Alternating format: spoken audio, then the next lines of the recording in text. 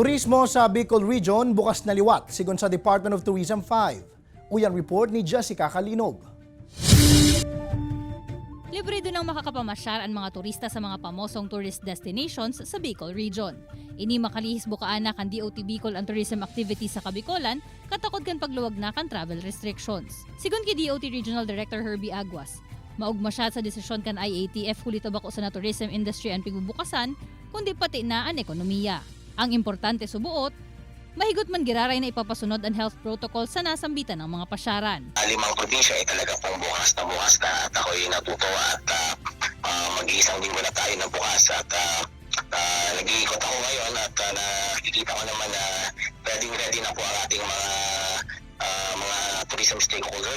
Mientras tanto, andam naman subuot ang lokal na gobyerno kan syudad ni Naga sa liwat na pagbukas kan turismo sa lugar, urog na sa pag-akomodar ng mga turista, hali sa manlain-lain na lugar sa Pilipinas asin sa ibang nasyon.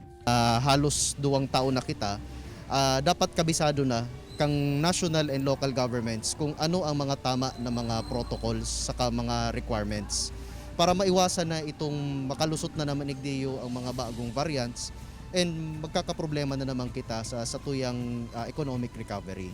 Kung kaya piguhurot subuot kan gobyerno lokal na mabakunahan na ang gabos na personahe kan sektor kan turismo sa syudad, asin padagos man ang sa indang pag-enkaminar sa publiko na dapat fully vaccinated na ang mga ini antes magbakasyon. Iyo po ni ang sarong paagi para talagang safe kita. Kung bakunado po, pareho ang mga nasa mga tourism establishments and ang mga turista.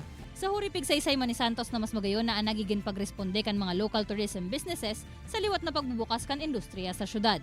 Magin ang pagiging aktibo kan mga ini sa ideya kan pagpapabakuna.